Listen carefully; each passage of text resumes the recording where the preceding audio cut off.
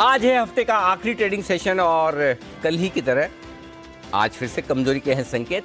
सुस्त और range bound trading session रहेगा। ऐसे में फोकस ट्रेडिंग पर करें या 99 रुपीज वाले ऑफर पर सिनेमा लवर्स डे के दिन। ये है आज आपके लिए चॉइस। लेकिन चलिए हफ्ते के आखिरी ट्रेडिंग सेशन, स्वागत है आप सबका शेयर बाजार लाइव में। नमस्कार, मैं हूं अनिल सिंह और नमस्कार, मैं हूं दीपांशु भंडारी। अनिल जी, आज तो हाफ डे आप दे ही दो सर, एटलीस्ट 12 से 3 डन। दीप को आज 3:30 बजे के बाद हाफ डे, 3:30 तक आज कंप्लीट होगा। अच्छा, वर्किंग हाफ डे। ओहो, शब्दों का चयन थोड़ा सा गलत हो गया। हमारा दिन जल्दी शुरू होता है, बाकी का तो आई नो। मैं बताना चाहता हूँ दीप और हमारी टीम, इनफैक्ट मेरे से भी जल्दी दीप आते हैं ऑफिस में, और सारी टीम हमारी सुबह 6 बजे पहुंचने की कोशिश करती है। 6 बजे पहुंच 6:15 तक पहुंच जाते हैं। और मैं थोड़ा आधा घंटे लेट भी फिर। हाँ, तो बस। लेकिन हाँ, सुबह सुबह सर्दियों के मौसम में 5 बजे, 5:15 बजे, 5:30 बजे घर से निकलना कितना मुश्किल काम होता होगा, ये मैं समझ सकता हूँ। और एक्चुअली मुंबई ऐसी जगह है जहाँ आप लेट सो नहीं सकते। और हम लोग ऐसा है कि हम लोग 50% पंक्चुअलिटी मेंटेन करते हैं। अच्छा, कैसे? अब उठने का टाइम फिक्स है, सो कभी भी, ऑफिस आने का टाइम फिक्स है, जाओ कभी भी। तो 50% पंक्चुअलिटी पर हमारी टीम पूरी तरह से मुस्तैद आपके लिए काम करती है। आइए आज के सेशन में क्या है बड़े संकेत, जरा उनके ट्रिगर्स पर नजर डाल लेते हैं और वहां से करते हैं शुरुआत। फेड का डर फिर से आता हुआ दिख रहा है अमेरिकी बाजारों पर कि ब्याज दरें बढ़ेंगी, और ऐसे में 250 अंक लुढ़क गया। 3 ट्रेडिंग सेशन में 1250-1300 अंकों का नुकसान कर चुका है डाउ। HUL, यहाँ पर नतीजे तो अच्छा है, लेकिन HUL ने बढ़ाई है रॉयल्टी। इनके पेरेंट कंपनी को अब ज़्यादा रॉयल्टी दी जाएगी। स्टॉक पर दिखेगा जबरदस्त एक्शन। निफ्टी में आज 3 कंपनियों के नतीजे हैं, वायदा कारोबार की 7 कंपनियों के नतीजे, और एक और बड़ी खबर 24 से 25 हज़ार करोड़ वेदांता को मिलने वाले अपनी कुछ जिंक एसेट्स। वो हिंदुस्तान जिंक अपनी एक और सब्सिडी को बेचेंगे, कुछ दूसरी सब्सिडी से कुछ दूसरी सब्सिडी को बेचने की प्रक्रिया। आइए इन दोनों का पूरा विश्लेषण होगा, वेदांता, हिंदुस्तान जिंक और साथ ही HUL का, और नतीजों का भी विश्लेषण। तो ढेर सारा एक्शन है, हफ्ते के आखिरी ट्रेडिंग सेशन है। इसलिए जो दीप का इरादा था आज तो पिक्चर या वर्किंग हाफ डे दे दीजिए।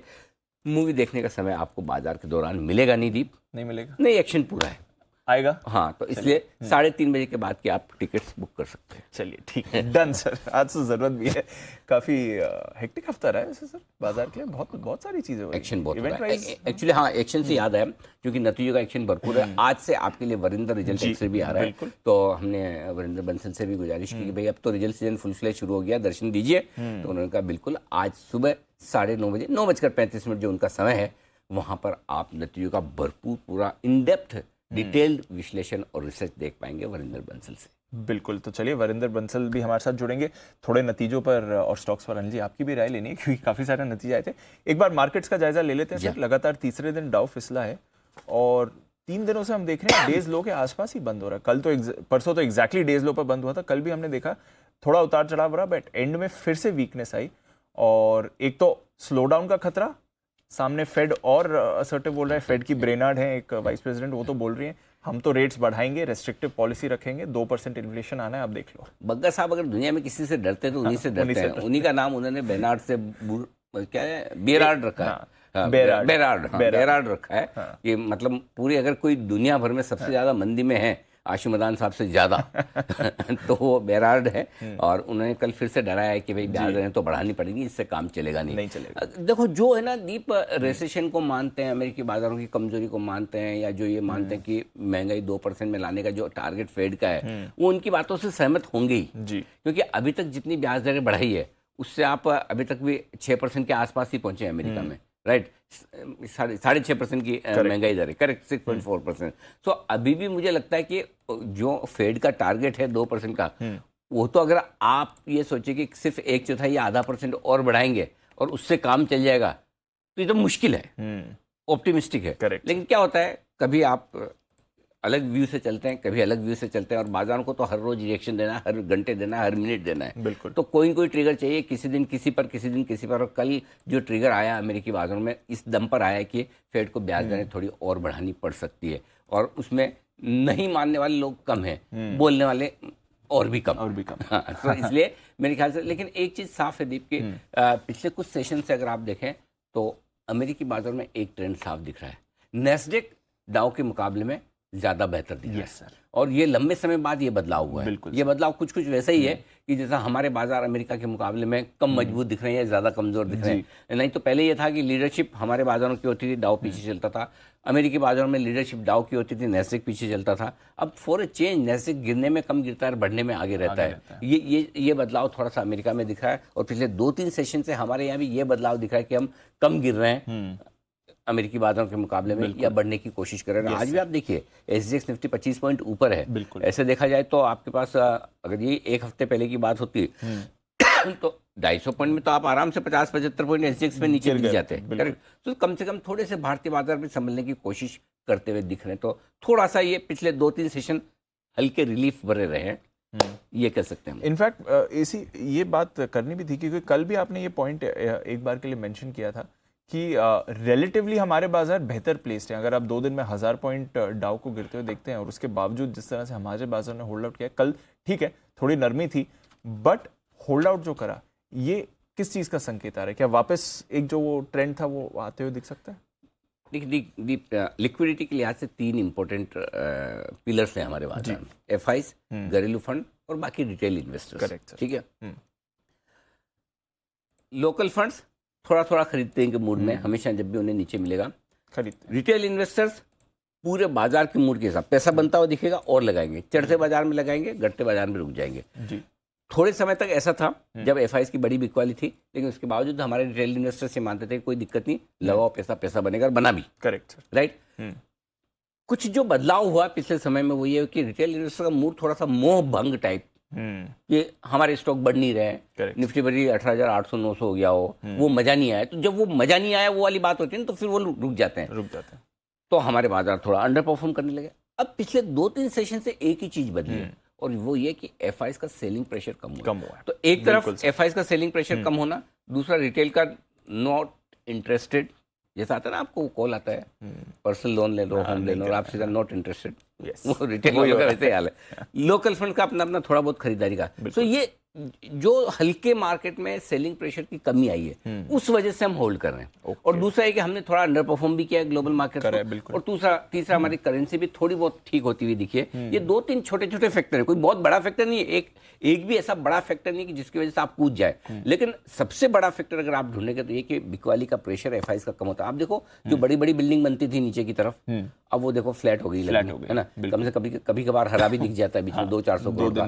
सो आई थिंक वो एक बड़ा ट्रिगर है जिसकी वजह से भारतीय बाजार गिरना बंद कर रहे हैं। नहीं तो ट्रेडिंग रेंज के ऊपरी सिरे पर आप आए और आपके पास 3 दिनों की डाउ की 1200-1300 पॉइंट की कमजोरी हो, क्यों नहीं गिर सकते? और क्यों नहीं गिरना चाहिए? गिर सकते हैं, लेकिन अगर गिराएंगे तो हमारे अपने फैक्टर, जिसमें या तो FIs की बिकवाली का प्रेशर बढ़े या हमारे नतीजों का, राइट, करेक्ट, लीवर गिराएगा कोई कोशिश आज लीवर की पूरी रहेगी मार्केट को कमजोर करने की। उस पे इम्पैक्ट, उस पे हम विस्तार से करेंगे बात, लेकिन अभी अपनी स्ट्रेटेजी वही रखनी जो 2-3 हफ्तों से है।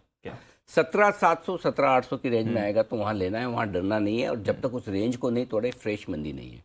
18,200 18,300 के आसपास की रेंज 18,150 18,250 होती है वैसे, अपन राउंड फिगर में 18,200 18,300 रख रहे हैं। जब तक उस रेंज को पार नहीं करे बड़ी तेजी नहीं करनी। मतलब एक ब्रेकआउट जो चाहिए। कल मैंने देखा डीप सोशल मीडिया पर, ट्विटर पर वो बहुत चल रहा था, जो हम बोलते हैं ना कई बार कि ये दोनों गोल पोस्ट हैं, बीच में मिडफील्ड में आप आराम से पास देते रहे, इधर गोल होगा नहीं। तो कल वो बहुत सारा चल रहा था, निफ्टी इधर से 17,800 और उधर से 18,250, दोनों एक दूसरे को किक मार रहे थे, मीम्स चल रहे थे। अच्छा लगा हम लोग देख के। तो क्यों अच्छा लगा वो ही बताता हूँ। इसलिए नहीं कि वो मीम्स बहुत अच्छे बने थे। ये एक तरफ से 17,800 वाला निफ्टी का प्लेयर है, वो किक मार रहा है, दूसरी तरफ से 18,250 वाला मार रहा है। ये मीम नहीं है, ये फ्रस्ट्रेशन है है ना। जब है ना किस बहुत ज्यादा मार्केट रेंज बाउंड रहे और लोग फ्रस्ट्रेट हो जाए कि अब क्या करें, जैसे हम कहते हैं ना 12 से 3 पिक्चर देख ली जाए, है ना। ये जो फ्रस्ट्रेशन जब आता है लोगों को लगता है कि यही रहेगा, तभी मार्केट तैयारी करता है रेंज से बाहर निकलने की। मैं इसलिए बोलता हूँ कि एक ज़माना था जब हम रिटेल इन्वेस्टर्स का मूड माहौल रिटेल ब्रोकर से पता करते थे कि भाई ये खरीद रहे तो मार्केट टॉप कर देगा, ये बेचे तो बॉटम हो जाएगा। आजकल वो ट्विटर से पता चलता है काफ़ी कुछ। ट्विटर पे in general public at large क्या सोचिए। तो अगर लोगों को इस मीम्स में बड़ा मजा आ रहा है कि रेंज बाउंड मार्केट है, कुछ नहीं हो रहा, कुछ नहीं, तो इसका मतलब क्लियर है कि कहीं की रेंज को पार करने की तैयारी है। अभी ऊपर की तरफ करेगा, नीचे की तरफ करेगा, ये देखने वाली बात है चांस ऊपर की तरफ के ज्यादा बन रहे हैं। और क्यों बन रहे हैं वो बताऊं, पिछले 2-3 दिनों से ताकत दिखाना शुरू किया आप ट्रेडिंग रेंज के हायर एंड पे। नहीं तो 18,200 के आसपास आते बेचने में किसको डर गिर जाते। पहला संकेत निफ्टी से भी आ रहा है, दूसरा संकेत सोशल मीडिया से भी आ रहा है कि बाजार ट्रेडिंग रेंज को ऊपर तोड़ने की कोशिश जरूर कर सकता है। अटेम्प्ट तो करेंगे, पास होंगे या फेल ये अलग बात है रहेगी ना। और सीए एग्जाम वालों को तो पता ही है, अटेम्प्ट करना इंपॉर्टेंट है, रिजल्ट सेकेंडरी है। आ जाता है उसमें आता है कुछ extraordinary students. But monthly expiry की तरफ मूव कर रहे हैं, बजट से पहले का है तो थोड़ा वहां से भी एक्शन, क्योंकि इस बार प्री बजट कुछ भी मूव नहीं आई सर। हाँ, इस बार कुछ तो आने चाहिए। एक्चुअली आप सही कह रहे हैं, और इसलिए मैं बहुत कम ऐसी सिचुएशन होती है जहां मैं इंडिसिसिव होता हूँ कि क्या डायरेक्शन दे। और इसलिए आपको याद होगा जनवरी सीरीज के पहले दिन ही सोचिए, मैंने कहा मुझे ये सीरीज प्रेडिक्ट ही नहीं करनी। मुझे समझ नहीं आ रहा कि डायरेक्शन क्या जाना, नहीं मालूम है तो नहीं मालूम, क्लियरली कहा था। करेक्ट। और पूरी सीरीज में आप देखो मैंने एक ही फॉर्मूला रखा है, 17,700 17,800 के नीचे जाएगा तो खराब है, 18,200 18,300 के ऊपर जाएगा तो अच्छा है। और ये पूरा 500 पॉइंट की रेंज में फुल टाइम हुआ है, बिल्कुल हुआ है। तो जब अपने नहीं समझ आ रहा तो नहीं आ रहा, कोई जरूरी थोड़ी कि मतलब बोल नहीं है। तो जब तक इस रेंज में कुछ संकेत आने शुरू हैं कि इस रेंज के ऊपर की तरफ जाने की कोशिश कर सकते हैं, लेकिन ये संकेत हमेशा जब आप रेंज के ऊपर की तरफ जाएंगे तो इस तरह के आते हैं, और रेंज के नीचे की तरफ आते तो ऐसा लगता है अब तो गया, 3 बार नॉक कर लिया, ट्रिपल बॉटम, 4 बॉटम, घुसेगा, ये सब वहां लगेगा। जब होगा तब डिसाइड करना। ठीक है, फॉर्मूला सिंपल है, जिस दिन 18,300 पार करेगा हम नई तेजी की बात करेंगे, जिस दिन 17,700 के नीचे जाएगा हम नई मंदी की बात करेंगे, तब तक कोई दिक्कत नहीं है। 17,850 के नीचे बंद होगा क्लोजिंग तो खराबी शुरू हो जाएगी, 18,250 के ऊपर बंद होगा तो और बढ़िया हो जाएगा। क्लियर कटियर, बस और छोटी कर दी रेंज क्लोजिंग बेसिस पे 400 पॉइंट। ठीक, डन सर, अंडरस्टूड। ठीक है, क्लियर रेंज आपके सामने, बट अच्छी बात है 3 दिन से 18,000 इनफैक्ट 18,050 के ऊपर बाजार बंद हो रहे हैं। थोड़ा लेवल्स के लिहाज से जानते हैं अनिल जी से। चलिए सर, एक बार पहले स्ट्रैटेजी और फिर स्टॉक्स की बात करेंगे। आज के संकेत क्या कह रहे हैं ये बताइए सर। आज के संकेतों में देखिए ग्लोबल संकेत तो नेगेटिव ही रखने पड़ेंगे, नेगेटिव है ना, तो पॉजिटिव क्या बोल के रखें? 3 दिन ऐसे गिरेगा तो डाउ फ्यूचर 30 पॉइंट ऊपर है, वो 30 इज नॉट इनफ, कम है। हाँ, मूड में मतलब कुछ तो हरियाली दिखे कहीं तो ग्लोबल नेगेटिव है, एफआईज के न्यूट्रल है, डीआईज के न्यूट्रल है, एफएनओ के न्यूट्रल है, सेंटीमेंट न्यूट्रल है और ट्रेंड पॉजिटिव है। ठीक है, एक नेगेटिव एक अच्छा पॉजिटिव के बीच में 4 न्यूट्रल, वही रेंज वाला। हाँ, और कल भी आप अपने सुबह ये बात कर रहे थे कि नहीं समझ आ रहा कि क्या होगा, अपने लेवल का इंतजार करें, आए तो ठीक, नहीं तो ट्रेड नहीं करना। कल सपोज आपने लॉन्ग या शॉर्ट दोनों ट्रेड ले लिया तो आपको निफ्टी में 50-75 पॉइंट बनाने में पसीना आ गया, नहीं ले सकता आप बीचों बीच में अगर ट्रेड ले। बिल्कुल सर, सेम बैंक निफ्टी का छोटी सी रेंज 200-250 पॉइंट की में उसमें टाइम पास हो रहा है। तो कभी कभी ऐसा होता है कि ट्रेड करने से नहीं करना बेटर है, ये डिसीजन लेना ज्यादा इंपॉर्टेंट है। भाई देखो, आप ट्रेड नहीं लोगे तो आपके मन में हमेशा रहेगा अरे यार मैंने कुछ किया नहीं, वो फीलिंग बेहतर है कुछ करके अरे मैंने कुछ कर दिया, कुछ हो नहीं रहा, कुछ नहीं हो रहा। करेक्ट सर, है ना, वो बेटर है। हाँ, कुछ ऑफिस में ऐसी चाय होती है, उसकी क्वालिटी क्या होती है चाय की, कुणाल जी जैसे लोग अच्छे से समझा सकते हैं कि आपने जब तक वो चाय नहीं पी आपको बड़ी तलब है, चाय नहीं पी और पीने के बाद लगता है क्यों पी, तो वैसे ही हाल कल के ट्रेडिंग सेशन का निफ्टी में, ट्रेड नहीं लिया तो फिर बाद में क्यों लिया, दोनों तरफ से टेंशन। हाँ, सो आप एक पैसिव शिकारी की तरह आराम से एक जगह बैठ जाएं, अपना निशाना मार के रखें, आपकी रेंज में शिकार आए यानी कि आपके लेवल पर निफ्टी आए, शूट, नहीं आए तो मैं देख रहा हूँ भाई, आएगा तो ठीक, नहीं आएगा तो मैं तो सेफ हूं ना, बैठा हूं आराम से। और आप इधर उधर उछल कूद के जंगल में भागते रहेंगे, आप पीछे शेर के पता चला पीछे से भालू वालू कोई आके आपको निपटा गया, तो वो ध्यान में रखिए, ये वैसा मार्केट है इसलिए आराम से बैठिए। ठीक है सर, आराम से बैठते हैं, लेवल्स का इंतजार करते हैं। अच्छा, लेवल्स तो बताइए सर, फिर कौन से इंपॉर्टेंट है? लेवल देखिए, अगर आपने कल की कमेंट्री ध्यान से सुनी है तो आज आपको सुनने की जरूरत नहीं है। सेम। हाँ, तो बस देखो है वो है। अगर मतलब मैं बोल रहा हूँ अगर आपने इस सीरीज के पहले दिन भी ध्यान से सुना है तो शायद इस पूरी सीरीज में आपको ज्यादा सुनने की जरूरत नहीं पड़ती जी, क्योंकि वही चल रहा है और मुझे तो वही बताना जो हो रहा है।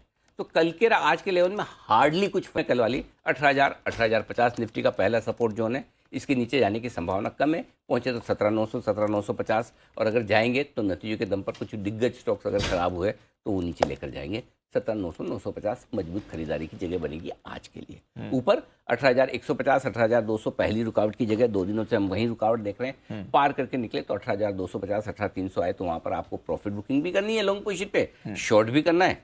स्टॉप लॉस आपको पता है 18,250 या 18,300 के ऊपर बंद हो तो काट लेना है, जब तक ना हो तब तक दिन के दौरान एक बार वहां पहुंचे तो जरूर बेचना चाहिए। ट्रेडिंग रेंज के हाई रेंज पर नहीं बेचेंगे तो कब बेचेंगे, कहाँ बेचेंगे? Exactly. कल भी हम यही बात कर रहे थे कि एक दिन में पार नहीं होगा। अगर आपने नीचे की रेंज 3-4 बार टेस्ट की और तोड़ी नहीं तो ऊपर की रेंज में आप ऐसे कौन से 30 मार खाएं कि एक ही बार में निकाल देंगे जोर से, वो भी तब जब ग्लोबल सपोर्ट नहीं है। तो रुकेगा भी, अटकेगा भी। दिक्कत क्या है दीप कि उस समय जब वहां पहुंचता है ना, वहां बेचने की हिम्मत होती नहीं है, डर लगता है, अरे ये तो बढ़ रहा है, बहुत मजबूत है, कैसे बेचे? और वो आना स्वाभाविक है, गलत नहीं है। अगर आपके मन में ऐसी भावना वहां आती है तो आप नेचुरल ह्यूमन बीइंग है, सही कह रहे हैं। हाँ, एबनॉर्मल नहीं है। तो बस, लेकिन वही है जो स्किल है, जो ट्रेडर्स जानते हैं उन्हें वही कॉन्ट्रा खोल लेना होता है। मुश्किल काम है, कौन सा काम ऐसा आसान है जिसमें पैसा बनाना नहीं, मुश्किल तो है ही। तो आपको स्किल के साथ, डिसिप्लिन के साथ कॉन्ट्रा ट्रेड लेना पड़ेगा। बैंक निफ्टी 42,025 42,125 ये आपके लिए निफ्टी पर है सपोर्ट जोन।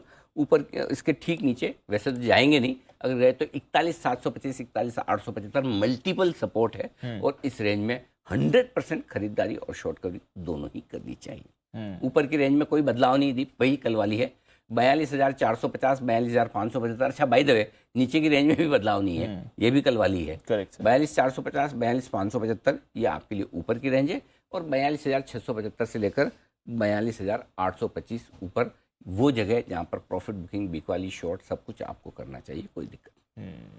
ठीक है, आज के सपोर्ट और रेजिस्टेंस। हाँ, सपोर्ट और रेजिस्टेंस लेवल देखिए आप बंद हुए हैं दीप 18,100 पर। एक चीज मैं फिर से बताना चाहता हूँ, एक तो ये कि जो सारे लेवल्स आपके सामने आते हैं स्पॉट लेवल है, कैश के लेवल है, निफ्टी के फ्यूचर्स के नहीं, पहली चीज। दूसरी चीज, जितना मार्केट रेंज बाउंड होगा, छोटे से दायरे में ट्रेड करेगा, उतने सपोर्ट नजदीक के मिलेंगे। कई लोगों को ये लग सकता है अरे हर 25 पॉइंट पे तो दे दिया। आपको ये पता होना चाहिए जब आप ट्रेड करते हो, अगर 18,050 आए तो नेक्स्ट सपोर्ट निफ्टी कहाँ लेगा, उसके नेक्स्ट कहाँ लेगा। तो मल्टीपल सपोर्ट देने के पीछे पर्पज ये कि अगर मूव आए तो आपकी तैयारी है, अदरवाइज तो आपके पास ट्रेडिंग जोन है, ये सपोर्ट जोन का है, रेजिस्टेंस जोन का है। तो 18,050 18,025 18,003 छोटे सपोर्ट लेवल है, 17,950 17,900 17,850। जहाँ 50 पॉइंट की रेंज में वहाँ 50 पॉइंट में मिल रहा है, जहाँ 25 पॉइंट की रेंज में सपोर्ट है वहाँ मिल रहा है। ऊपर 18,107 पे आप बंद हुए, 18,125 150 175 200, यहाँ हर 25 पॉइंट पे आगे रुकावट है, रुक के चलेगा। आगे 18,250 18,275 आपके लिए फाइनल रुकावट कर, ये ऊपर के लेवल। बैंक निफ्टी 42,300 के ऊपर आप थोड़ा सा बंद हुए 328 पर, तो पहला सपोर्ट आपके लिए है 42,225 42,175 और 42,125, ये 3 सपोर्ट लेवल है। इसके ठीक नीचे 42,075 और 42,025, इसके नीचे की डाउन साइड रिस्क दिखती नहीं है, खाली नोट करके रखें, कभी भी कोई बड़ा मूव आ जाए कर जाए तो आपके पास सपोर्ट लेवल हाथ में होने चाहिए, ताकि आपको पता रहे कि भाई इसके नीचे जाएंगे तो कहाँ रुकेंगे। 41,875 41,775 और 41,725 फाइनल सपोर्ट लेवल आपके लिए। ओके, तो ढेरों लेवल्स हैं, ढेरों जोन्स हैं, वहाँ पर रखनी है नज़र। और जैसा अनिल जी कह रहे हैं, अब तो हम मंथली एक्सपायरी में भी हैं, तो लेवल्स को ध्यान से ट्रैक करें। डेटा समझाएं सर थोड़ा, एफआईएस की पोजीशनिंग का, पुट कॉल रेशियो क्या कह रहा है इस समय? बैंक निफ्टी के हायर लेवल नहीं बताया। अच्छा, हायर लेवल। हाँ, मेरे को ऐसा लगा कि लाइफ में कुछ मिसिंग है। हायर लेवल मिसिंग, पहले हायर लेवल। हाँ ओके, ठीक है। हाँ, तो मैं भी, आपने बोला तो मैं आगे वाले डेटा में पहुंच गया। 42,325 पे आप बंद हुए, 42,375 450 दो छोटे रुकावट के लेवल, 500 575 मीडियम है, इसके पार निकले तो 675 725 से 825, ये वो रेंज है जहां 100% आपको प्रॉफिट बुकिंग करनी चाहिए। ठीक है, अब आइए data. Index long position FIS की 50% 51 से घटी। यहाँ पर ही मैं आपको एफआईएस के डेटा डिस्कस करके बता दूं क्या कुछ हुआ है। 400 करोड़ की कैश मार्केट में खरीदारी की है, तो एफआईएस की तरफ से फिर से एक खरीदारी का आंकड़ा है, जो कि एक अच्छी बात है। लेकिन सामने 600 करोड़ से ज्यादा की 666 करोड़ के एफआईएस ने स्टॉक फ्यूचर्स बेचे, तो नेट स्टॉक्स में हल्की बिकवाली है और इंडेक्स में 382 करोड़ की बिकवाली है। लेकिन जिस तरह की कल की मूड माहौल थी उसको देखते हुए कोई खास बड़ी बिकवाली है नहीं एफआईएस की, तो उस लिहाज से ठीक है, आपको ये सब बुरे नहीं है, करेक्ट। तो ये आपके लिए लेवल्स हो गए ये एफआईएस के डेटा हो गए, इसीलिए मैंने न्यूट्रल रखा है। लोकल फंड से 125 करोड़ का बेचा है तो कोई खास है नहीं, तो ठीक है। रहा सवाल बाकी डेटा का, पुट कॉल रेशियो निफ्टी पर घटकर आया है, थोड़ा सा हल्का है, बैंक निफ्टी पर थोड़ा सा घटकर आया है, लाइट है मार्केट, कोई दिक्कत की बात नहीं। और वैसे भी मंथली सीरीज है, अब पोजीशन आज से बनना ज्यादा शुरू होगी। विक्स 3% घटकर आया है 14 के नीचे। ठीक है सर, चलिए तो ये सारे लेवल्स डेटा आपके सामने आ गए। अब आते हैं मौजूदा पोजीशंस पर। सर क्या करना है आज के लिए? वही जो कल सेम स्टॉप लॉस बदला ही नहीं है। लगभग चारों स्टॉप लॉस लगभग सेम है। Intraday 18,000, closing 17,850। जिसको छोटा रखना है इंट्राडे 18,000 भी रख सकता है, क्योंकि 3 दिनों से आप 18,000 के नीचे बंद नहीं हुए। और जिसको डीप लगाना है वो 17,850 पे, आपकी इच्छा पर है आपको क्या रखना है। बैंक निफ्टी इंट्राडे 42,000, क्लोजिंग 42,000, कल इंट्राडे 41,700 रखा था, आज उसको बढ़ाकर 42,000 कर दिया। दोनों ही अगर आपको बहुत डीप लगाना है 41,700 लगाओ, लेकिन मेरे ख्याल से 42,000 काफी है। अब 42,000 इंट्राडे और क्लोजिंग बेसिस पर दोनों आपका स्टॉप हो गया। शॉर्ट साइड पर 18,200 इंट्राडे और क्लोजिंग दोनों बेसिस पर, छोटा लगाना 18,150 भी लगा सकते हैं, लेकिन 18,200 लगाइए, ज़्यादा बेहतर है इंट्राडे और क्लोजिंग बेसिस पे। और बैंक निफ्टी का 42,750 इंट्राडे और क्लोजिंग बेसिस पे, 725 जो भी है नया हाई वो पार करे तो वहाँ पर आप स्टॉप लॉस रख लीजिए। ठीक है, समझ गया। ओके, नई पोजीशन सर। नई पोजीशन पहले खरीदने का बताऊं, पहले खरीदने का बताऊं। निफ्टी खरीदना है आपको 17,950 से 18,050 की रेंज में खरीदिए निफ्टी। इस रेंज में खरीदिए, धीरे धीरे टुकड़ों में खरीदिए। 18,050 पे मूड माहौल देखिए, 18,000 पे एंट्री कर सकते हैं। 17,950 पर एक बार में पूरा नहीं लेना है, टुकड़ों में ले सकते हैं तो ठीक। और अगर आप टुकड़ों में नहीं लेते हैं, एक ही बार लेते हैं, तो फिर आराम से अपने लेवल का इंतजार करें। फिर पहले ही लेवल पे मत खरीद लीजिए, फिर रिस्क बढ़ जाती है आपके लिए। सपोज 18,050 पे लिया और स्टॉप लॉस 17,850 का, तो 200 पॉइंट की रिस्क हो जाती है। तो फिर अगर आप एक ही लोट खरीदते तो ऐसा नहीं, आराम से नीचे लीजिए, फिर 17,950 18,000 की रेंज में आने दीजिए, वहां मूड माहौल देख के डिसाइड कीजिए। स्टॉप लॉस 17,850 से टारगेट 18,000, 18,025 और 18,050 तीन छोटे टारगेट, 18,100, 125 और 150 बड़े टारगेट। बस इतनी 6 टारगेट काफी रहेंगे। बेचना है बिल्कुल बेचिए, 18,300 का रखिए स्टॉप लॉस। ऊपर खुलता है 18,175, 200 मिलता है, टुकड़ों में ऊपर बेचिए आप आराम से, 18,250 तक बेचिए, ठीक है। 18,300 का स्ट्रिक्ट स्टॉप लॉस है। टारगेट जो बनेंगे 18,050, 18,025 और 18,000 तीन छोटे टारगेट है। 17,975, 17,950 दो मीडियम टारगेट, 17,900, 17,850 के बड़े टारगेट आ गए तो आपकी किस्मत, चांस कम है। हाँ, ऐसा है। लेकिन आज की क्या हो गया दीप है ना, कई बार बहुत दिन सुस्ती दिखाने के बाद बाजार अचानक से बड़ा मूव देता है, इसलिए आपकी तैयारी रहनी चाहिए। आए नहीं आए लेवल आपके हाथ में होने चाहिए। बिल्कुल। तो ज्यादा लेवल का पर्पज यही है कि आपको पता रहे, किसी दिन अब समझो अचानक से बड़ा मूव आ गया, तब कहाँ ढूंढने जाएंगे? तो पहले से आपको ध्यान में रहना चाहिए कि लेवल्स कौन से आपको ध्यान में रखना। बैंक निफ्टी बेचना है आपको और खरीदना भी है, तो पहले खरीदारी वाली राय दे दूं, जो बढ़िया जगह खरीदने की अगर मौका मिले आए तो 41,875, 42,025 की रेंज है, कल भी यही रेंज दी थी, तो यहाँ खरीदना है आपको। स्टॉप लॉस 41,700 का होगा आपका। 42,125, 175 दो छोटे टारगेट हैं। 42,225, 300 और 375 तीन मीडियम टारगेट है। 42,450, 550 तक के फाइनल टारगेट के लिए करनी है आपको खरीदारी। बेचना चाहते हैं जरूर बेचें, स्टॉप लॉस क्लियर कट है। 42,725, 750 का लगा लीजिए, जो इस बार के रनअप का अब तक का हाई है, वहाँ आपका स्टॉप लॉस है। 500-600 की रेंज में मौका मिले, थोड़ा ऊपर आया जैसे दिख रहा है, बढ़िया मिले 600 के आसपास, टुकड़ों में बेचिए। 550, 625, 725 इस तरह से टुकड़ों में बेच सकते हैं। टारगेट जो बनेगा आपका 42,225, 175 और 42,125 तीन छोटे टारगेट हैं। 42,075 और 42,025 दो मीडियम टारगेट हैं। 41,875, 41,825 और 41,725 तीन बड़े टारगेट के लिए। तो 42,000 के नीचे फिर बड़े जोन मिल जाता है, वो स्ट्रॉन्ग सपोर्ट जोन आ जाता है। हाँ, उसके नीचे गिरे तो बड़ा वो। ठीक है सर, अंडरस्टूड। अब खरीदने के लिए ना निफ्टी तो हो गया, दोनों हो गया। हाँ, डन, खरीदारी भी होगी, बिकवाली भी। आज ज्यादा है ना, वो एग्रेसिव वाला रखा ही नहीं ना उसमें। क्या करेंगे, रेंज बाउंड मार्केट है, जब दिखेगा अगर अलग तरीके से भी ट्रेड होना चाहिए तो करेंगे, नहीं तो ठीक है सर। ओके, अच्छा थोड़ा एफएनओ डेटा 18,000 सपोर्ट है, 18,200 रिक्वायर्ड है। 18,100 पे आप बंद हुए, मंथली सीरीज है, डेटा आज से बनेंगे। 18,000 के पुट पर 65 लाख शेयर हैं, 18,000 को 200 के कॉल पर 47 लाख शेयर हैं। इस और बैंक निफ्टी के डेटा, जैसा कि मैं हमेशा हर शुक्रवार की सुबह कहता हूँ, नॉट वर्थ डिस्कसिंग।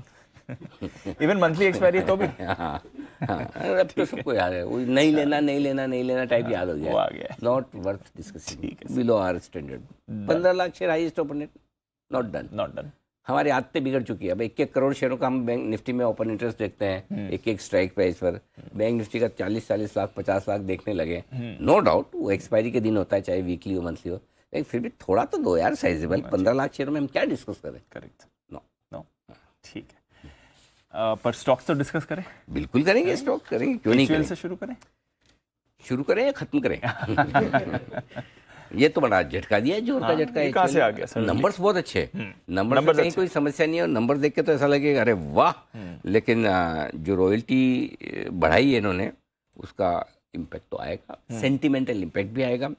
ईपीएस भी 2-3% से कम होगी, तो वैसा वाला मामला है। तो ये है 5-6% का मूव आपको इसकी वजह से आ सकता है। 5-6% आ सकता है, इतना बनता है। देखिए एचयूएल बनता है, वो आज एक दिन में हो या थोड़ा वक्त लगे। और दूसरा ये कि नतीजों के पहले स्टॉक कमजोर भी था, और दूसरा ये कि रिजल्ट्स भी अच्छे थे। तो इसलिए अगर वो चीज़ें स्टॉक को संभाले, तो मेरा पॉइंट ये नहीं कि इसका मतलब ये कि अगर 3% या 2% नीचे खुले तो आप और शॉर्ट कर दें। सवाल वो नहीं है, इम्पैक्ट कितना बनता है और एक्शन क्या होता है, दोनों में फ़र्क है। सो आई थिंक थोड़ा सा एचयूएल ये मामला निराश करने वाला है। जो रॉयल्टी बढ़ाई है उन्होंने, वो बाजार को पसंद नहीं आएगी। ये एक दिक्कत है। रहा सवाल दूसरे नतीजों का, एयू स्मॉल फाइनेंस बैंक, उम्मीद नहीं थी लेकिन नंबर्स ठीक आए हैं। यहाँ पर नंबर्स ठीक है, कोई दिक्कत वाली बात नहीं। पीवीआर के नंबर्स भी ठीक है, अच्छे। ऑपरेशनल फ्रंट पर भी नंबर्स अच्छे आए, और ये सारी चीज़ें हैं। तो ये सारे तो पूरा का पूरा एक्शन इसका है। अब रहा सवाल बाकी कमज़ोर नतीजों का, तो थोड़े बहुत नंबर्स हैं जो मिले जुले और कमज़ोर हैं। लेट्स सी क्या करते हैं, बाकी तो यही है। तो नंबर्स मेन जो है एचयूएल के अच्छे हैं, लेकिन रॉयल्टी वाला मामला, अगर रॉयल्टी वाला मामला नहीं होता तो स्टॉक 2-3% आराम से बढ़ता था। ठीक है, चलिए, तो ये है आपके लिए कुछ स्टॉक्स का रिएक्शन। और कुछ बाकी स्टॉक्स जो आएंगे वो मूव करेंगे। बाकी स्टॉक्स में वेदांता, हिंदुस्तान जिंक सुर्खियों में रहेगा। जो इंटरेस्टिंग डेवलपमेंट वो ये कि वेदांता ग्रुप की कुछ और सब्सिडी और जो जिंक बिजनेस है वो उन्होंने हिंदुस्तान जिंक में बेचा है जी, राइट। तो हिंदुस्तान जिंक में जो बेचा है, अब हिंदुस्तान जिंक के पास भरपूर कैश है, वो 25,000 करोड़ के आसपास का कैश जाएगा वेदांता में। और जाहिर सी बात है, वेदांता की जो होल्डिंग कंपनी वेदांता पीएलसी, उन्हें कैश की जरूरत है, तो वो डिविडेंड के तौर पर वहां जाएगा। तो वेदांता के शेयर होल्डर्स के लिहाज से देखें तो ये अच्छी खबर है, और कल स्टॉक में एक्शन भी इसी वजह से हुआ था। लेकिन अब बात वही है, हर बार इस तरह की डील्स थोड़ी वो इस दायरे में आती कि वैल्यूएशन सही है, कम है, ज़्यादा है, वो हमें नहीं पता, क्योंकि अल्टीमेटली है जो transaction with in the group है, करेक्ट। एक ग्रुप से ही, एक ग्रुप की कंपनी से दूसरी ग्रुप में, एक किसी अनलिस्टेड से लिस्टेड कंपनी में बेची जा रही है। हिंदुस्तान जिंक के लिए थोड़ा नेगेटिव शायद मार्केट इसलिए आज से लेगा कि उनकी बुक्स में जो बड़ा कैश है वो निकल जाएगा। तो हो सकता है आज हिंदुस्तान जिंक का स्टॉक तेजी से घटे, और लेकिन अल्टीमेटली देखना होगा कि ये ट्रांजैक्शन पूरा हो पाता है नहीं हो पाता। उसकी वजह एक और है कि हिंदुस्तान जिंक में सरकार की भी बड़ी हिस्सेदारी है, तो सरकार उस पर क्या एक्शन लेती है, मानती है नहीं मानती है, ये चीज भी देखने वाली है। बोर्ड ने तो मंजूरी, हाँ बोर्ड ने तो मंजूरी दी है, हाँ, लेकिन अल्टीमेटली सरकार भी एक हिस्सेदारी तो रखती है। Let's see 29%। हाँ, लेट्स सी क्या होता है। एक और भी डेवलपमेंट है इसमें, 2% of annual turnover Hindustan Zinc Vedanta को देगी as royalty, right, as right of using brands. Yes, अक्टूबर से ही होगा। तो ये भी नेगेटिव है। So I think Hindustan Zinc का स्टॉक तो आराम से 8-10% घट जाए तो कोई बड़ी बात है नहीं, ठीक है। लेकिन हाँ, वेदांता के लिए वैसे अच्छा है। अब ये है कि फाइनली होता है कि नहीं होता है, ये देखने वाली बात है। चलिए, तो वेदांता, हिंदुस्तान जिंक, एचयूएल और बाकी नतीजों का रिएक्शन आपको आते हुए दिखेगा ही। आइए फिर हमारी टीम से भी जान लें इन नतीजों के बारे में डिटेल्स, और बाकी नतीजों के बारे में डिटेल्स, और साथ ही खबरें और ब्रोकरेज भी। अरमान, कुशल, नुपुर और आशीष है हमारे साथ तैयार। अरमान, मॉर्निंग, बताएं ट्रिगर्स। ये ट्रिगर्स में आज भी कई सारे नतीजे हैं, जिसमें निफ्टी में आपको एचडीएफसी लाइफ, जेएसडब्ल्यू स्टील और रिलायंस इंडस्ट्रीज़ के नतीजे आते हुए दिखेंगे। एफएनओ में भी 7 कंपनियों के नतीजे हैं, जिसमें Atul limited, Coforge, Indian energy exchange, Petronet, LTI, माइंट्री और आरबीएल बैंक जैसी कंपनियां जहां पे नतीजे आते हुए दिखेंगे। कैश में कई सारे नतीजे हैं, वहां पर भी आपको टैनफेक दिखेगा, डीसीएम श्रीराम दिखेगा, हेरिटेज और आदि कई सारी कंपनियां हैं जिनके नतीजे आते हुए दिखेंगे। सिनेमा लवर्स डे 2023, आज टिकट्स जो है वो 99 के भाव पर मिलने वाली है। आईएनएस स्टाइलोशन, जिनका नाम आज से बदलकर स्टाइनिक्स परफॉर्मेंस मटेरियल जो है वो हो जाएगा। एक्स डेट है यहाँ पर हेरिटेज फूड्स में, आप ध्यान रखिएगा, क्योंकि जो right issue of equity shares है उसके लिए जो है वो एक्स डेट होती हुई दिखेगी। और अंत में अगर ग्लोबल के हिसाब से बात करें तो यूके का कंज्यूमर कॉन्फिडेंस और रिटेल का सेल्स का डेटा जो है दिसंबर महीने का, वो भी आता हुआ दिखेगा। ओके, तो बहुत सारे ट्रिगर्स हैं आज के लिए। आइए नतीजों से करते हैं शुरुआत। कुशल, मॉर्निंग बताएं कौन से आए कुछ पोस्ट मार्केट नतीजे। मॉर्निंग डीप नतीजों के लिहाज से एचयूएल पर फोकस रखिए। नंबर्स यहाँ पर अनुमान से बेहतर साइड पर आते हुए दिखे हैं मार्जिन्स को छोड़कर। और यहाँ पर सबसे पहले मैं आय बता देता हूँ, 15,228 करोड़ पर आते हुए दिखे। 16% की ग्रोथ रही है। हमारा अनुमान 15,000 करोड़ रुपए का था। साथ ही कंपनी की ग्रॉस मार्जिन 47.48% पर आई है, 52.12% से घटकर। जहाँ तक मार्जिन का सवाल है, जैसे कि मैं आपको बता रहा था, 25% से घटकर 23.2% पर आई है। अनुमान 24% का। और मुनाफा 12% की ग्रोथ के साथ 2505 करोड़ पर आया। हमारा अनुमान भी लगभग इसी आंकड़े के आसपास का था। वॉल्यूम ग्रोथ 5% है, इन लाइन विद एस्टिमेट। 4 से 5% का अनुमान हम यहाँ पर भी लगाकर चल रहे थे।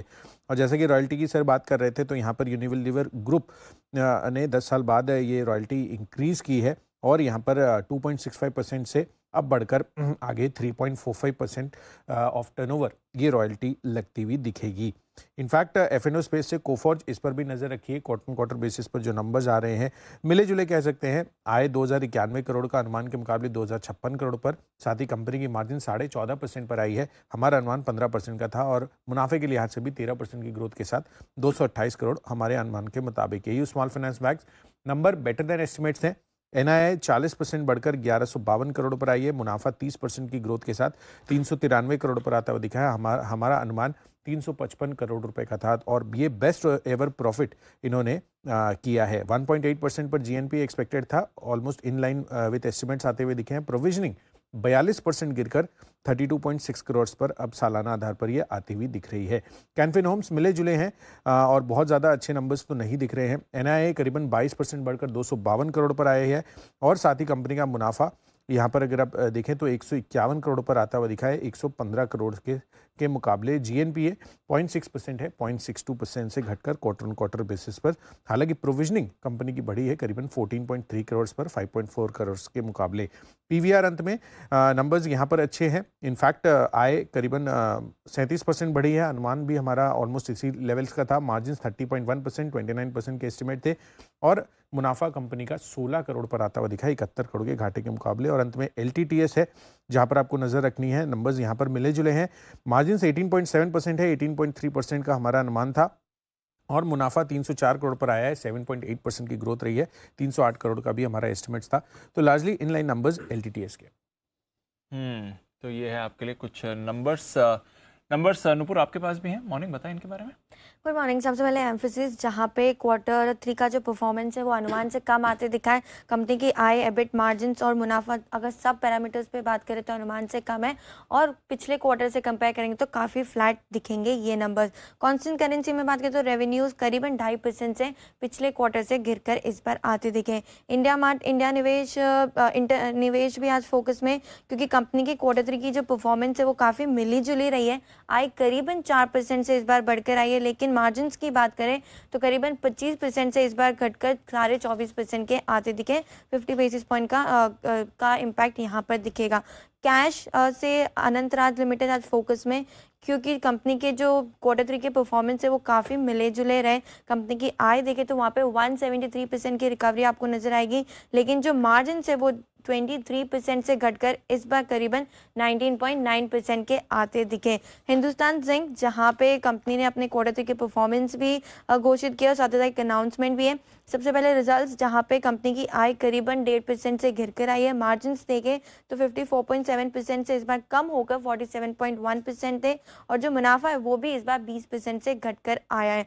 और जैसे कि अनाउंसमेंट की बात हो रही थी, जहाँ पे जो सब्सिडरी है वेदांता की वो बेचने वाली हिंदुस्तान जिंक को, तो ये इस खबर पे स्टॉक आज फोकस में रहने वाला है। आईआईएफएल वेल्थ, जहां पे कंपनी की जो रेवेन्यूज है वो करीबन 3% से घटकर आई है। कामकाजी मुनाफा देखें तो वहां पे सिग्निफिकेंट इंप्रूवमेंट है, 22% की ग्रोथ नजर आएगी। मार्जिन भी काफी बढ़कर आए, 50% से बढ़कर 63% के आसपास दिखेंगे। साथ ही साथ बोर्ड ने शेयर विभाजन को भी मंजूरी दी है, 1 शेयर के बदले 1 शेयर मिलेगा। और बोनस भी है 1:1 के रेशो में। स्टर्लिंग एंड विल्सन भी आज फोकस में, क्योंकि पिछले क्वार्टर से कंपेयर करेंगे तो वाई बेसिस पे कंपेरेबल नहीं है एडजस्टमेंट के चलते। तो पिछले क्वार्टर से कंपेयर करेंगे तो 30% से कंपनी की आय बढ़कर आई है। जो लॉस है वो पिछले क्वार्टर में 297 करोड़ के था, वो कम होकर 101 करोड़ के आसपास आया। ओके, तो ये है आपके लिए कुछ नतीजे जो आ रहे हैं। अरमान। मॉर्निंग, बताएं आपके पास खबरें भी हैं? जी बिल्कुल, टाटा मोटर्स पे करवाती हुई दिखी है, क्योंकि अगर वो ईवी के कारोबार के लिए कम से कम उन्होंने कहा है लगभग 4000 से 4800 करोड़ जो है वो जुटाने के लिए निवेशकों के साथ बातचीत वो जारी है। और लगभग टाटा मोटर्स ने कहा है कि पिछले दौर से लगभग 15 से 20% के प्रीमियम पर जो है ये फंड जुटा सकते हैं। जुबिलेंट फूडवर्क्स की बात करेंगे, यहाँ पर कंपनी के द्वारा कारोबार विस्तार योजना जो है वो जारी की गई है। उन्होंने बताया है कि लगभग अगर वो 3000 स्टोर जो है शुरू करने की उनकी योजना है, ये उनका मीडियम टर्म प्लान है। और अगले 12 से 18 महीनों में डोमिनोज के लगभग 250 स्टोर्स खोले जाएंगे और उसी के साथ साथ 900 करोड़ का जो है वो खर्च किया जाएगा स्टोर्स में।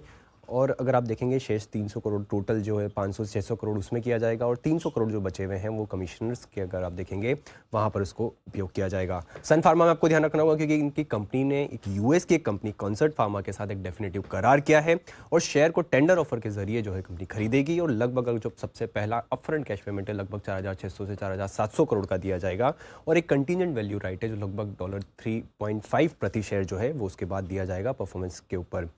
मैपमा इंडिया पर भी आपको ध्यान रखना होगा क्योंकि गूगल को सुप्रीम कोर्ट से राहत नहीं मिली है। उन्होंने जो है कोर्ट ने गूगल की याचिका जो है वो वापस जो है एनसीएलटी पे भेज दिया है।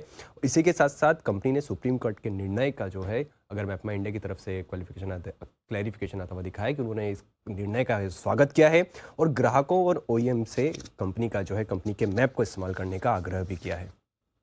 ओके, तो ये है सारी की सारी खबरें। और मैपमा इंडिया की मैपमा इंडिया ना बड़ी रिलीफ है, बड़ी रिलीफ है। एक हफ्ते में आप कंप्लाई करिए, कहा है सुप्रीम कोर्ट ने, उस पर भी रहेगा फोकस। कुशल एक बार और कुछ खबरें वो भी बता दें। बिल्कुल, 3-4 खबरें और हैं मेरे पास जिसमें इक्विटस स्मॉल फाइनेंस बैंक और इक्विटस होल्डिंग को लेकर है। यहाँ पर इनकी जो मर्जर को मंजूरी मिली थी पहले एनसीएलटी चेन्नई से, यहाँ पर 3 फरवरी का रिकॉर्ड डेट और बुक क्लोजर डेट तय किए गए। तो ये एक अपडेट इन दोनों कंपनियों की तरफ से है। शुगर स्टॉक्स फोकस में रहेंगे। अगले महीने शुगर एक्सपोर्ट्स कोटा पर समीक्षा बैठक होने वाली है और यहाँ पर देखना होगा कि फर्दर डिसीजन क्या लिया जाता है। साथ साथ 2 इसमें फंड एक्शन है जिसमें एफआईज की हिस्सेदारी एक में तो घटी है, दूसरे में बढ़ी है जिसमें जोमेटो पहला है। यहाँ पर Q3 में एफआईज ने 1.1% हिस्सेदारी घटाई है। अब इनकी हिस्सेदारी 56.74% हो गई है, जबकि डीआईज ने 1% हिस्सेदारी यहाँ पर बढ़ाई है 6.4% से अब 7.4% इनकी हिस्सेदारी हुई है। अंत में ब्रिटानिया इंडस्ट्रीज यहाँ पर Q3 FY23 में यहाँ पर एफआईज ने 1.28% हिस्सेदारी बढ़ गई है इनकी, अब 17.18% से इनका स्टेक बढ़कर 18.46% हो गया है। ओके, तो ये हैं आपके लिए सारे फंड चेंजेस और बाकी एक्शन भी, बाजार कवर, ढेरों ब्रोकरेज रिपोर्ट्स भी हैं, इनके बारे में भी जानते हैं। एफआईआर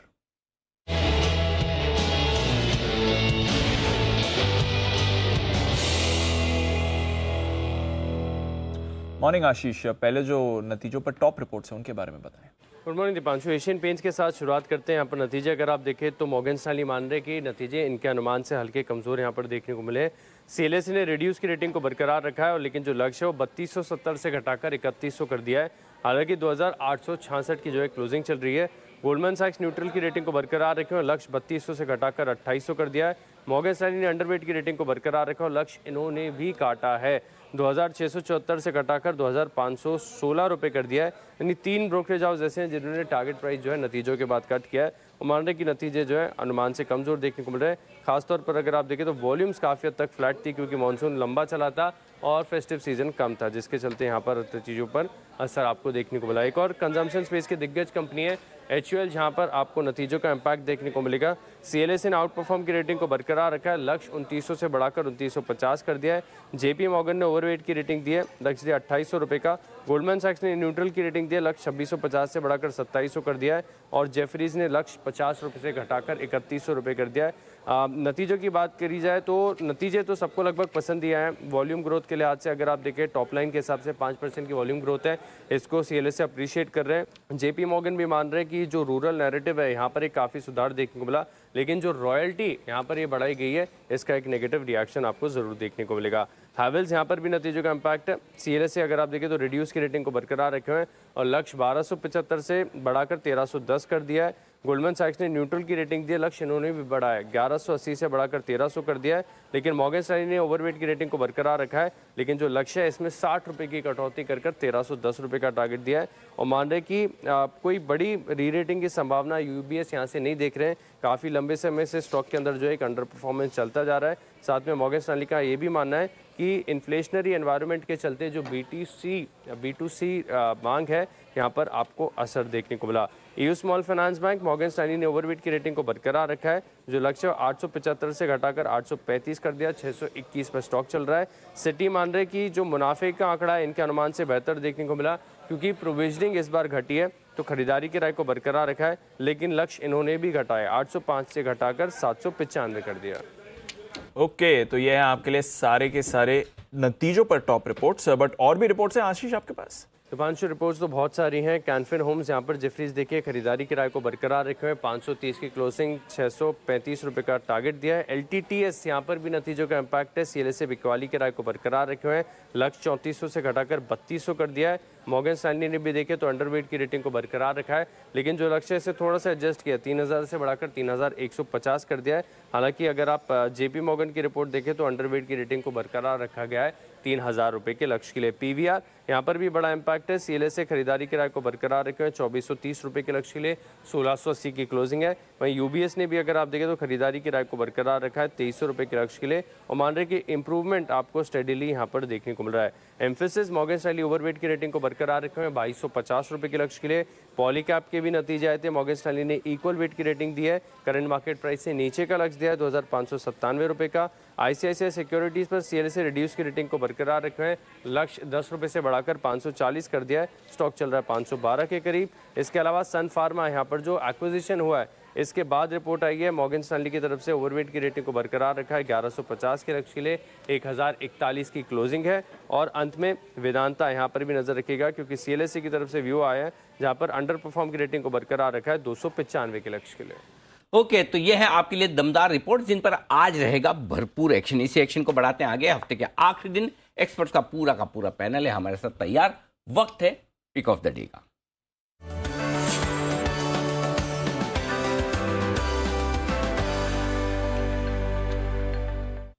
और आज शुरुआत की जाएगी सिद्धार्थ सेदानी साहब के साथ। सिद्धार्थ जी सुप्रभात, बताएं sir pick of the day. Good morning Anil ji, good morning Dipanshu और गुड मॉर्निंग सभी को। अनिल जी, आपने तो डबल सेंचुरी मार दी। पिछले फ्राइडे को भी आपने मुझसे ओपनिंग करवाई थी, वहां पे सेंचुरी लगी, आज डबल सेंचुरी लगी। क्या बात, इसको आपने सेंचुरी में गिन लिया। ऐसे तो मतलब आप किसी दिन सचिन तेंदुलकर और विराट कोहली के रिकॉर्ड भी तोड़ डालेंगे ऐसे ही बैठे बैठे आराम से। आपके ऊपर निर्भर करता है अनिल जी ये तो। वाह, चलिए आपकी परफॉर्मेंस दमदार रहे, लगातार बढ़ती रहे, हमारी शुभकामनाएं। सिद्धार्थ जी बताएं सर। बिल्कुल, आज का जो पिक ऑफ द डे है वो any movie any show 99 rupees में आ रहा है आज के दिन के लिए, और वो है PVR। PVR ने आज ऐलान किया है, कुछ सिलेक्ट सिटीज में है, any movie any show 99 rupees में। PVR पे फोकस रखे, PVR का टारगेट आप रखेंगे 1740 का, 1740 का, 900 से ज्यादा स्क्रीन है। कल नतीजे भी आए, 37% से ROE में ग्रोथ, मार्जिन 30% और मुनाफा 16 करोड़, नुकसान था 10 करोड़ का, लॉस था। तो लॉस से profit, average ticket 244 versus 210, food and beverages में दमदार ग्रोथ। PVR है आज का मेरा पिक ऑफ द डे। बहुत बिग बैनर मूवीज भी आने वाली है। 1740 का टारगेट लंबे समय के लिए रख लिया तो 2200 रुपए। ओके, 1740 के टारगेट के लिए करें खरीदारी PVR से। और PVR के नतीजे भी आए हैं कल बाजार बंद होने के बाद। नतीजे बेहतर नजर आ रहे हैं, हर एक पैरामीटर पर मजबूत दिख रहे हैं। देखते हैं, कल भी स्टॉक मजबूती था, कमजोर बाजार में हरे निशान में बंद होने में कामयाब रहा, तो उम्मीद की जाए कि आज कुछ एक्शन और बढ़ता हुआ नजर आएगा। आइए बंसल जी से इंस्पायर होकर सीधे जॉगिंग ट्रैक से हाँफते हुए शो में शामिल हो रहे हैं कुणाल जी। कुणाल जी, ये बुरी आदतें आपको कब से लगी, जॉगिंग वॉगिंग करने की, दौड़ने भागने? आप तो आदमी रखो 2-4। अनिल जी देखिए, मैंने तो केवल ऐसा परिधान पहना है अनिल जी, बाकी जॉगिंग में इंटरेस्ट हमारे केवल बंसल जी के लिए है। तो आदमी ऑलरेडी मैंने चुना हुआ है अनिल जी, जो मेरी ओर से जॉगिंग करेगा। क्या जमाना आ गया है। एक आदमी खाली कपड़े पहन के सोचता है कि मेरी जॉगिंग होगी, दूसरा आदमी सोचता है फोटो खिंचवा के मेरी जॉगिंग होगी। करेगा कौन, ये सवाल है। चलिए बढ़िया है, लेकिन जो काम आप अच्छे से करते हैं वो बताएं sir. Pick of the day Kunal ji. Anil ji देखिए, जो कल भी मैं और राकेश जी बात कर रहे थे यूपीएल की, यानी कि यूनाइटेड फॉस्फोरस की, बड़ा ब्रेकआउट चार्ट पर आता हुआ दिखा, तो आज भी अनिल जी उसी को रिपीट कर रहा हूँ। किसी करेक्शन में बाय करें। अब इसमें कल आपने अच्छी तेजी देखी कमजोर बाजार में, मुझे लगता है कि हल्का फुल्का आज नीचे मिल जाए तो नीचे के लेवल्स पर बाय करके चलें। मुझे लगता है कि बजट तक इसको तेज रहना चाहिए। 762 775 दो टारगेट्स हैं जिसके लिए यूपीएल में खरीदारी की राय है। स्टॉप लॉस रखें 735 पर। ओके, यूपीएल 735 रुपए के स्टॉप लॉस के साथ करें खरीदारी। 762 और 775 के टारगेट के लिए करनी है खरीदारी आपको। ये राय आती है आपके लिए कुणाल जी की तरफ से। सुप्रभात सचिन जी, बताएं सर आपकी पसंद का share. Good morning Anil ji, good morning Deepanshu. Anil ji, यहाँ पर जुबिलेंट फूड्स का स्ट्रक्चर काफी इंप्रूव हो चुका है। लगभग 9 हफ्ते के एक डिक्लाइनिंग ट्रेंड के बाद यहाँ पर एक काफी स्टेबल प्राइस एक्शन नजर आ रही है। वीकली चार्ट पे ऑलरेडी इसने एक ब्रेकआउट दिया है। वो ब्रेकआउट कल के सत्र में जिस तरीके से शेप आउट हुआ है, वो एक शॉर्ट कवरिंग मूव ही नजर आ रही है। But 200 weekly exponential moving average के आसपास ये रिवर्सल बन रहा है, तो मुझे लग रहा है काफी ड्यूरेबल ट्रेंड रिवर्सल यहाँ पर ऑलरेडी एस्टैब्लिश हो चुका है। सो ट्रेडिंग के लिहाज से तो इमीडिएटली मुझे लग रहा है ये जो बाउंस बैक मिला है वो एक्सटेंड होना चाहिए 525 तक। स्टॉप लॉस आपको लगाना है 499 पे, एंड लगभग 505 तक आप खरीदारी कर सकते हो जुबिलेंट फूड्स के फ्यूचर्स में। ओके, जुबिलेंट फूड ये है आपके लिए खरीदारी करने की राय। बड़े दिनों बाद खरीदारी की राय आई भी है और एक्शन में स्टॉक आया भी है। 499 का स्टॉप लॉस, 525 का टारगेट। दीप, एक चीज मैंने नोटिस किया, आई डोंट नो, हमारे सारे एक्सपर्ट को दिखाई जा रहा है, उन्होंने नोटिस की कि नहीं की, ये जुबिलेंट फूड का जब से स्प्लिट हुआ ना, इसका हाँ सर, स्प्लिट हुआ था। स्प्लिट होने के पहले बड़े एक्शन में था, स्प्लिट होने के बाद आउट ऑफ एक्शन हो गया। कौन कौन सहमत है इस बात से? स्प्लिट होने के बाद, है ना सचिन जी? आप भी नोटिस कर रहे हैं? जी अनिल जी, इनफैक्ट आई थिंक स्प्लिट हुआ था अप्रैल 2022 में, एंड उसके बाद आई थिंक 2-3 अनाउंसमेंट आए थे। उसके बाद थोड़ा सा ठंडा हो गया था अकाउंट, तो थोड़ा सा अभी लाइमलाइट में आना चाहिए बिफोर द बजट। बिल्कुल, चलिए तो अच्छा है। जुबिलेंट फूड ये है एक्शन, और ठंडे माहौल में बंसल जी भी बैठे हुए हैं। और बंसल जी यहाँ तक जितना मतलब अपना गला कवर कर सकते तो उतना पूरा किया, कर लिया। उसके बाद बंसल जी ने सोचा कि अब मेरा चेहरा दिखेगा नहीं, इससे लंबा पुल ओवर पहनना ठीक नहीं है। बंसल जी सुप्रभात। मैं समझ सकता हूँ सर्दी बहुत है, और जैसा हमारे भसीन साहब भी कहते हैं, दावोस जाने की जरूरत क्या है, दिल्ली दावोस बना हुआ है, तो इसलिए आप सर्दी में अपनी सेहत का ख्याल रखें। बताएं sir, pick of the day. सुप्रभात अनिल जी, सुप्रभात दीपांशु। अनिल जी, पहले तो ये आज डबल सेंचुरी मारी ना सैदानी जी ने, तो अनिल जी 2022 में मैंने भी एक सेंचुरी मारी थी, और आज 2023 की अनिल जी पहली सेंचुरी अनिल जी आपने लगवाई है मेरी 2023 की। पहली बार हुआ अनिल जी, सबसे अंत में मेरे पास आए हैं आप। और पूरे 2022 में सिर्फ एक बार ही ऐसा हुआ था, तो एक ही सेंचुरी लगी थी। तो इस बार तो अनिल जी जनवरी मंथ में ही सेंचुरी लगी है। तो आप भी क्या चाहते हैं सिद्धार्थ जी की तरह बहुत बड़े बड़े रिकॉर्ड बनाना, या इतना ही काफी है? नहीं अनिल जी, मैं तो अनिल जी छोटी छोटी चीजों में अनिल जी खुश हूँ। और जितने भी लोग अनिल जी पीवीआर को रिकमेंड कर रहे हैं, वो एक चीज अनिल जी नोट कर लें कि आज वो 99 वाला शो मैं नहीं जा रहा हूँ अनिल जी। पहले मैं 7:30 का शो जा रहा था, और आपको देखने के बाद अनिल जी आपने जिस कलर की टी शर्ट पहनी अनिल जी, उस रंग पे दिल आ गया है। अरे तो वाह। आज शाम को अनिल जी 7 बजे सेम कलर की टी शर्ट लेके आऊंगा। ब्रांड मेरा अपना होगा, तो पीवीआर नहीं जा रहा हूं। तो जो भी लोग पीवीआर रिकमेंड कर रहे हैं, एक मतलब कि उनका व्यूअर आज कम हो गया है। ओके, आपकी सुविधा के लिए मैं इसकी एक फोटो निकाल कर आपको भेज दूंगा, ताकि आप सही कलर खरीद पाए। जी सर, बताएं सही स्टॉक आज के लिए। अनिल जी, मेरा स्टॉक है काला पत्थर। कोल इंडिया को खरीदारी की राय है। टेक्निकल चार्ट बढ़िया है, और जिसको चार्ट बढ़िया ना लग रहा हो वो एक बार डिविडेंड की एडजस्टमेंट कर ले अनिल जी। डिविडेंड की एडजस्टमेंट करोगे तो चार्ट पे जो ब्रेकआउट है ना, एकदम बहुत बढ़िया लगता है। 220 का स्टॉप लॉस लगाना है, 231 231 का टारगेट है। कोल इंडिया है मेरा पिक ऑफ द डे। ओहो, ये ख्याल कहां से आया, काला पत्थर? हाँ बंसल जी। अनिल जी देखिए, आजकल मैं थोड़ा सा वॉक पे भी जाता हूँ तो अनिल जी पुराने जमाने के गाने सुनता हूँ। हाँ। तो आजकल बाय डिफॉल्ट ना वो काला पत्थर के 2 गाने अनिल जी बार बार आते हैं, तो इसलिए काला पत्थर आजकल मस्तिष्क में घूम रहा है अनिल जी। कौन सा वाले?